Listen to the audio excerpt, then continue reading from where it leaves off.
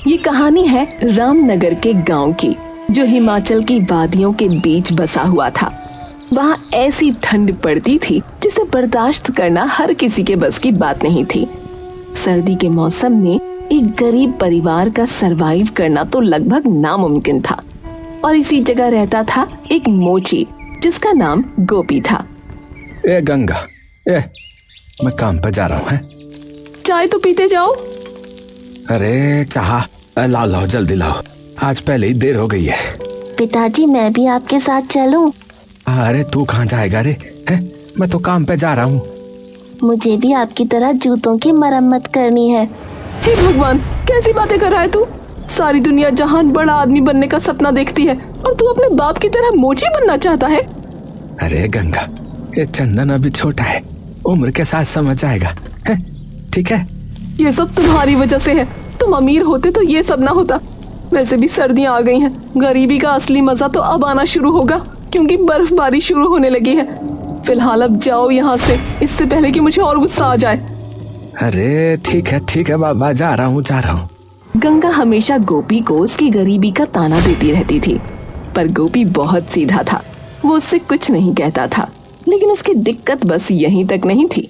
वो जब बाहर निकलता था तो उसके साथ उसकी कथित तौर पर छोटी जाति की वजह से भेदभाव भी होता था। जूते चप्पल की मरम्मत करवा लो भाई साहब। ओ राजू, जूते चप्पल की मरम्मत करवा लो। अरे चुप, तेरी हिम्मत कैसे हुई मेरी कोठी के सामने अपना ये सड़ा सा ठेला लगाने की? है बहुत बार मना किया है तुझे, पर तू मानता नहीं है ना। पर मालिक जमींदार ने उसकी एक बात न सुनी और उसका ठेला अपने आदमियों से कहकर छीन लिया। अरे साहब जी दया करो साहब जी दया करो साहब जी। ऐसे मैं क्या कमाऊंगा साहब जी, क्या खाऊंगा साहब जी, दया करो साहब जी। चला जा, वरना तेरी हड्डियां भी तोड़वा दूंगा। बता रहा हूँ। गोपी थके कदमों से घर की ओर चल दिया।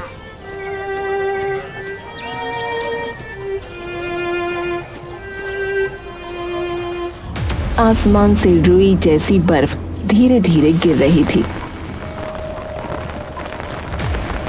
उसकी फटी चप्पलों में बर्फ घुसकर पैरों को सुन्न कर रही थी और उसके दिल में जलती हुई आग उसे ठंड महसूस नहीं होने दे रही थी।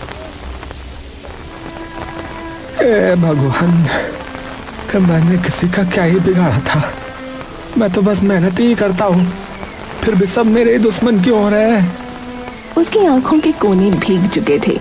वो धीरे धीरे अपने छोटे से टूटे झोपड़े की ओर बढ़ा। झोपड़ी से धुआं नहीं उठ रहा था, मतलब चूल्हा ठंडा था। अंदर घुसते ही गंगा की झल्लाहट सुनाई दी। इतनी जल्दी क्यों आ गए? सर्दी में यूं बाहर मरे घूम रहे हो? कुछ काम धंधा हुआ कि फिर वही बहाने? गंगा, आज तो मेरा ठेला ही चला गया है। क्या? ठेला चला गया? किसने लिया? अरे वही जमींदार ने लिया। कहता है उसकी कोठी के सामने नीच लोग जो है ना, वो ठेला नहीं लगा सकते। उसके आदमियों ने सब उठा लिया है। क्या कह रहे हो तुम? किस हक से उसने तुम्हारा ठेला छीना? क्या वो भगवान है? जाओ जाकर पुलिस में शिकायत करो। अरे गंगा, पुलिस हमारी नहीं सुनती है। जमींदार के आदमी जो है ना वहां तक बैठे हैं, उल्टा हमें ही जेल में डाल देंगे वो। अरे तो अब क्या करेंगे? घर में आटा नहीं, दाल नहीं। चंदन 2 दिन से सूखी रोटी खा रहा है। मैं तो सह लूंगी भूख, पर तुम बताओ, बच्चे को क्या खिलाऊं? क्या उसका भी पेट काट दूं? अरे अब भगवान जो करेंगे वो अच्छा ही करेंगे। तू परेशान मत हो गंगा, परेशान मत हो। अच्छा करेगा? हर बार यही बोलते हो। भगवान अगर अच्छा करता तो आज हमारे सर पर पक्की छत होती, न कि टपकती हुई झोपड़ी। गंगा की बातों में दर्द था, पर तानों का जहर भी। गोपी उसके शब्दों में छिपे दर्द को समझता था, पर जवाब देने की ताकत उसमें नहीं थी। वो बस एक टूटी सांस भरकर बोला, देख गंगा, कल से मैं जो है ना, मैं जंगल जा रहा हूँ। लकड़ियाँ जमा करके लाऊंगा, ठीक है? उन्हें बेचेंगे ना तो कुछ पैसे वैसे आ जाए, चूल्हा भी जल जाएगा और शायद जो है 2 वक्त की रोटी भी मिल जाए। और राशन वो कहाँ से लाओगे? चलो ठीक है, वो जो है ना सेठ मूलचंद, उनके पास जाता हूँ, शायद दे दे उधार। वो सेठ वही जो हर बार ताना मारता है। खैर जाओ कोशिश कर लो। गोपी ने अपनी फटी हुई कमीज का बटन बंद किया, फटे जूतों को खींचा और सेठ मूलचंद की दुकान की ओर चल पड़ा।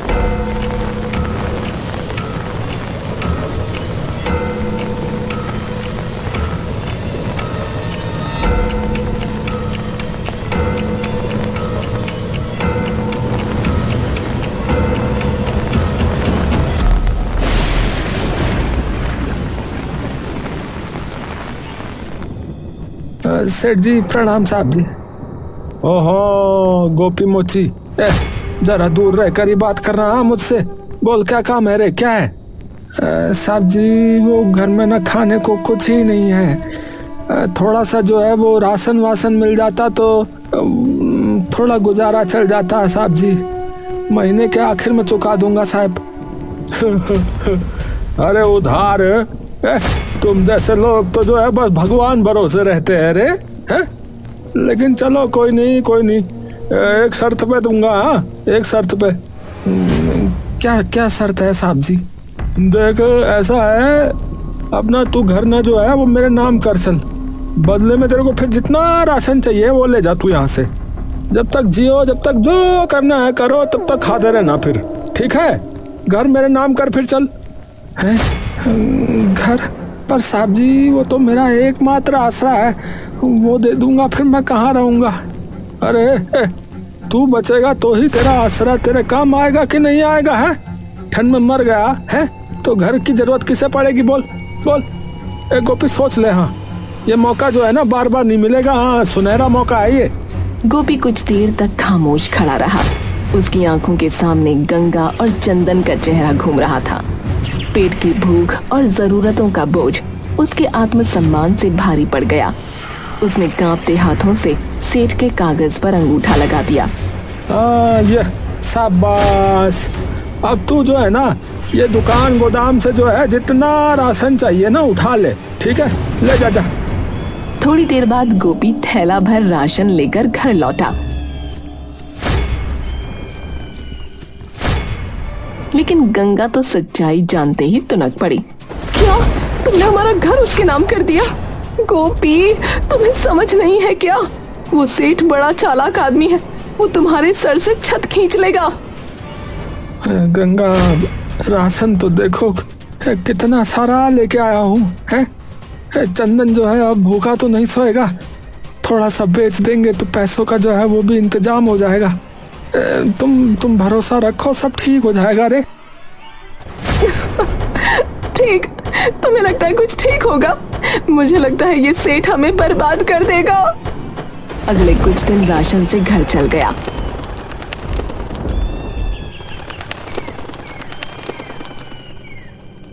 फिर एक सुबह गोपी ने सोचा जो कुछ बचा है बाकी भी ले आऊं, ताकि सर्दियों की असली मार से कुछ राहत रहे।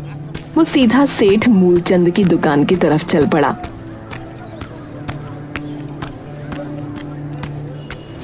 अरे साहब नमस्कार नमस्कार। उस दिन के लिए बहुत आभारी हूँ, आपने राशन दिया। साहब अगर थोड़ा और राशन मिल जाता तो थोड़ा और दया हो जाती, घर में जो है कुछ नहीं बचा है। अरे गोपी आज तो कुछ नहीं है रे मेरे पास। हाँ अरे वो जो ट्रक आ रहा था ना वो रास्ते में कहीं फंस गया बल, बर्फबारी से रास्ते सारे बंद हो रखे। अब जब आएगा तब ले जाना है। अभी जा तू, अभी कुछ नहीं है जा। अरे साहिबो, अरे पर हमारा राशन जो है वो खत्म ही होने वाला है, एक दाना नहीं है घर में खाने के लिए। अब हमें जरूरत है साहब। अरे गोपी बोल दिया है तुझे, हैं रास्ते बंद हो रखे हैं। मैं तो कह रहा हूँ अभी जा, अब घर संभाल अपना, यहाँ अभी कुछ नहीं मिलेगा, जा अभी। गोपी ने दुकान का गोदाम, तख्त, पूरी दुकान, हर कोना देखा।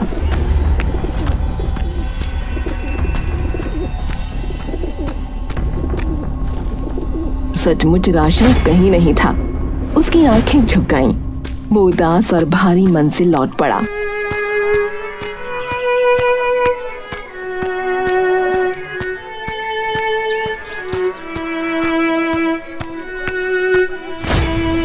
अरे गंगा वो सेठ कह रहा है कि माल जो है ना वो कहीं रास्ते में फंस गया है। बल कुछ नहीं है। देखा, मैंने कहा था ना तुमसे, वो सेठ कितना चालाक है। पहले तो घर मांग लिया, अब राशन का बहाना बना रहा है। मैंने कहा था ना, ये आदमी कमीनों का राजा है। ए गंगा, तुम मत हंसो, बस मैं हाथ जोड़ रहा हूँ। ये बात पेट की है। हाँ, पेट तो पेट काट लो। तुम हमेशा कुछ न कुछ उम्मीद जता देते हो। अब तुमने घर भी दे दिया। हे भगवान, चंदन की तबीयत भी ठीक नहीं है, बताओ क्या करें। कड़वी हंसी और शिकायतों ने घर को घेर लिया। गंगा उस पर टूट पड़ी, प्रश्न, ताने, दर्द सब एक साथ। चंदन, जो अपनी छोटी आंखों में बेबसियत लेकर खड़ा था, अचानक रो पड़ा और उसके छोटे छोटे शब्द घर की दीवारों में गूंज गए। मम्मी, पापा ने तो घर बेच दिया। क्या अब हम सच में बेघर हो जाएंगे? चुप कर बेटा, ऐसी बातें मत कर। तुम बड़े होकर कुछ बड़ा बनोगे, पर तुम्हारे बाप को मैं कभी माफ नहीं करूंगी। ए गंगा, घर का जो थोड़ा बहुत राशन बचा है उसे आप बेच देते हैं। पैसों से कुछ खाने का इंतजाम कर लेंगे, और जो है ये चंदन की दवाई का भी। जो तुझे सूझता है वही कर ले, मुझे कोई मतलब नहीं रहा अब। तुम तो चाहते ही हो कि हम मर कर जाएं। गोपी ने मुंह पर ठोस लकीर ले ली और बचा हुआ छोटा सा पर्चा, कुछ आटा दाल का हिस्सा लेकर बाजार की ओर निकल पड़ा। वो पता नहीं कितनी बार खुद को टूटते हुए महसूस कर रहा था, पर बच्चे के लिए वो कुछ भी कर सकता था। अरे दाजू, जल्दी करो जल्दी, हवा तेज हो रही है। हवा है? क्या हवा हो रही दाजू? कैसी हवा? अरे सुन नहीं रहे हैं? लोग कह रहे हैं बर्फ की आंधी आ रही है। जो लोग घर से बाहर हैं, चलो भागो कह रहे हैं वहाँ। झट से अपने लोगों को जो है सुरक्षित जगह पे ले जाओ। हाँ, सारा बाजार हलचल में आ गया। लोग भगाए जा रहे थे, दुकानें बंद हो रही थी। गोपी ने जल्दी से जो भी पैसे मिले और जो थोड़ी सी रोटी बची थी उसे उठाकर घर की ओर भागा। गंगा, चंदन, तैयार हो जा बाबू, बर्फ का तूफान आ रहा है। बल हम वहाँ जाते हैं जंगल की तरफ, जहाँ पेड़ जो है ना बहुत घने हो रहे हैं। जंगल? यहाँ से? पर कैसे? अरे जाना पड़ेगा। जंगल में पेड़ों के बीच में हम जो है ना छिप जाएंगे। वहाँ जो है आग भी जला के जो है थोड़ा बहुत गर्म रह सकते हैं ना। सब गांव वाले जो है वो भी जा रहे हैं। जल्दी करो जल्दी करो। जैसे ही गोपी ने ये कहा, गंगा ने फटाफट जरूरी सामान समेटा और सब जंगल की ओर निकल पड़े।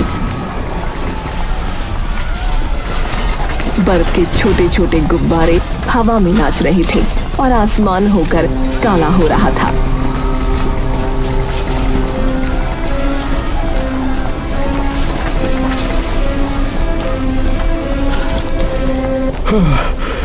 जा, जल्दी चलो रे गोपी। अरे ये पहाड़ की कठिन जिंदगी, बुढ़ापे में सांस चढ़ रही है मेरे को। ओ भगवान, हमारी जिंदगी अचानक ही कितनी नाजुक हो गई। लोगों का छोटा सा काफिला जंगल की ओर बढ़ा। हर किसी के चेहरे पर डर, पर दिल में एक उम्मीद, कहीं तो गर्मी मिल जाएगी। गोपी ने मुड़कर देखा, सब कुछ बर्बाद हो चुका था। वो लोग जंगल में जाकर सो गए।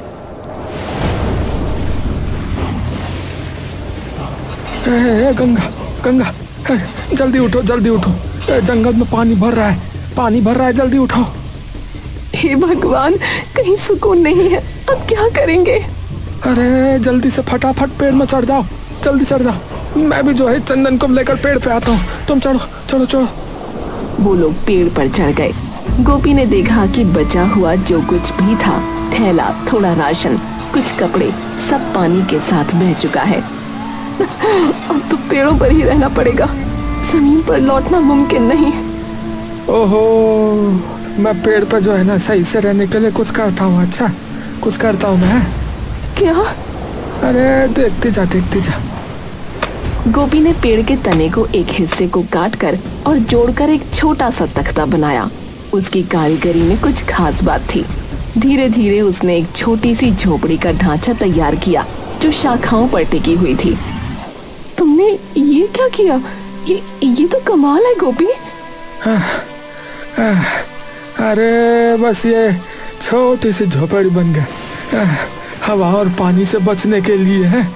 पर अभी इसमें एक कमी है रे, ये पाख नहीं है इसके ऊपर, छत जो है ना छत नहीं है। हवा से ये उड़ जाएगा और फिर ठंड हमें जो है ना वो हिला देगी, तो इसको जो है किसी तरह पाख बनाना होगा, ढकना होगा इसे है।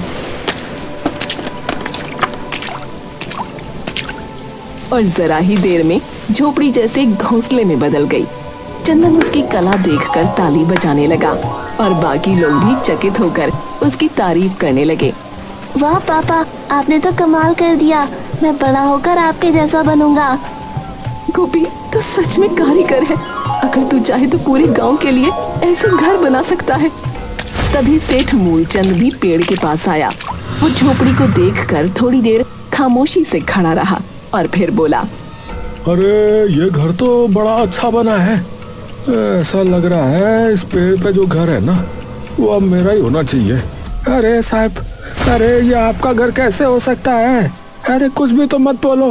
गोपी, मैं कह रहा हूँ ना, अरे जो अंगूठा लगाया था ना कॉन्ट्रैक्ट पे, कागज पे अंगूठा नहीं लगाया था तेरा, उसमें लिखा था हाँ जो तेरा घर होगा वो मेरा घर हो जाएगा।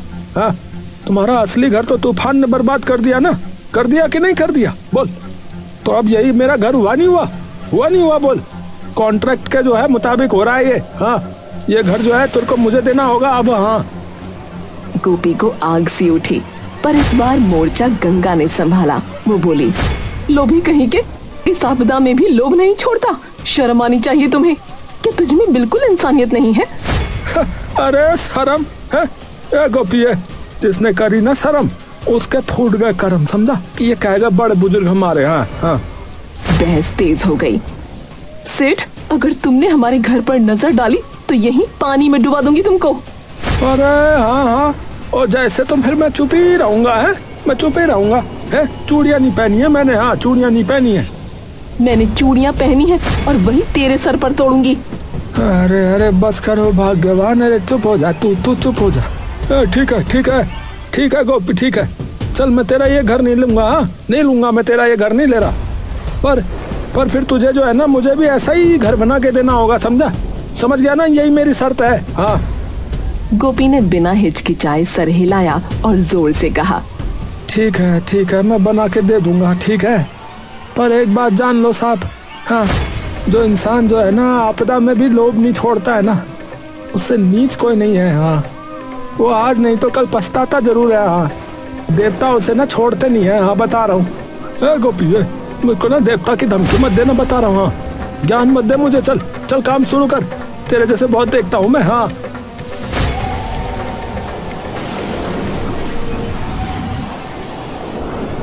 गोपी ने पेड़ के तने पर फिर से कुल्हाड़ी मारी। हवा में लकड़ी की खुशबू घुल गई थी। ठंड अब भी थी, लेकिन उसके पसीने से कपड़े गीले हो रहे थे। चारों तरफ सन्नाटा था, सिर्फ कुल्हाड़ी की टक टक टक की आवाज। तभी वो सेठ से बोला,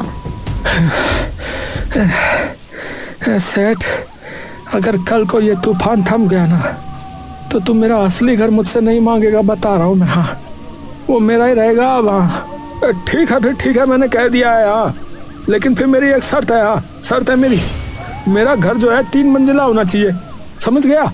3 मंजिला बनेगा। हाँ, वो भी ऐसा कि दूर से चमके, समझा नहीं समझा तू? है, मैं कोई आम आदमी नहीं हूँ, समझा? मैं सेठ हूँ, सेठ, समझा?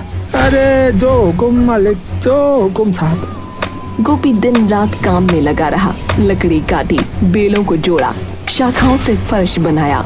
उसकी हथेलियां फट चुकी थीं, लेकिन हौसला कम नहीं था। गंगा और चंदन भी उसे देख रहे थे। अम्मा, बाबू तो जैसे कोई जादूगर लग रहे हैं। हाँ बेटा, गरीब के हाथों में मेहनत का जादू ही तो होता है। मैंने ही बस कभी नहीं समझा। आखिर वो दिन आया जब 3 मंजिला लकड़ी का घर बनकर खड़ा हुआ। पूरा जंगल उस घर को देखकर दंग रह गया। ओ जा मेरी बाबा, अब हुई ना बात ये। अब तो कोई राजा भी देखेगा ना वो भी जल जाएगा। हाँ, इतना बढ़िया हो गया ये तो। अरे साहब, अभी घर पूरा नहीं हुआ है, इसे जो है पेड़ की छाल से ढकना होगा, नहीं तो जो है खराब हो जाएगा। बारिश हवा अंदर आएगी और बर्फ भी अंदर आएगी तो ये फिर ठीक नहीं होगा ये साहब। नहीं रे गोपी, नहीं, मेरा घर किसी चिड़िया के घोंसले के जैसा थोड़ी दिखेगा है। सेठ जी हूँ मैं यहाँ का। हाँ, ऐसा ही ठीक लग रहा है मुझे ये। हाँ ऐसा ही ठीक है ये, रहने दे, कुछ नहीं होगा, कहीं नहीं जा रहा है ये घर, बढ़िया हो गया। गोपी ने सेठ को समझाने की कोशिश की लेकिन वो नहीं माना। इसके बाद गांव वालों के कहने पर गोपी ने सबके लिए छोटे छोटे घर बनाए। हर घर को उसने पेड़ की छाल से ढक दिया। ओ जा, जिसे हमने नीच समझा वही तो असली उस्ताद निकला रे। रात गहराने लगी, हवा फिर से तेज हुई। अचानक तेज बारिश शुरू हो गई और बिजली ने जंगल को रोशन कर दिया। गांव वालों के छोटे घर मजबूत थे, छाल से ढके हुए, तो उनमें सिर्फ हल्की सरसराहट हो रही थी। लेकिन सेठ का 3 मंजिला घर हिलने लगा, दीवारें कांपने लगीं। अरे जाओ भगवान, अरे ये क्या हो गया? अरे इतनी ठंडी हवा कैसे चल रही है ये? अरे ये क्या उखड़ गया? अरे यहीं से हवा घुस रही है। अरे इतना जाड़ा हो रहा है, इतनी सर्दी में तो मैं मर ही जाऊंगा रे। अरे कोई तो बचाओ रे। छत का एक टुकड़ा उखड़ गया, हवा सीधा अंदर घुस आई। अरे गोपिया, कहाँ गया रे? अरे कोई तो बचाओ मुझे। गांव वालों ने आवाज सुनी लेकिन सब चुप रहे। सेठ जैसे तैसे बाहर निकला, भीगा हुआ, थर थर कांपता हुआ। गोपी, अरे मुझे अपने घर में जगह दे, मैं ठंड में मर जाऊंगा रे। अरे बहुत जाड़ा हूँ मेरी। अरे नहीं गोपी, इसे याद है तूने जब मदद मांगी थी तो ये हंसा था। अरे गंगा, अगर हम इसके जैसे बन गए तो फिर फर्क ही क्या रह जाएगा इसमें और मुझ में? है फर्क ही क्या रहेगा बोल? अरे जल्दी जल्दी अंदर आजा सेठ, जल्दी अंदर आजा, बाहर बहुत जाड़ा हो रहा है। अरे गोपी, अरे तू बहुत बड़ा आदमी निकला रे, बहुत बड़ा आदमी निकला है तू। जी रहे, मैंने तेरे साथ बहुत बुरा किया, पर तूने जो है मेरी जान बचा ली रे। अरे देखा गंगा, इसी को कहते हैं भगवान की लीला है। कभी कभी तूफान जो है वो घर को नहीं है बल्कि इंसान को बदलने आते हैं। हाँ समझ गए सेठ जी? हाँ मानते हो ना इस बात को? यही होता है।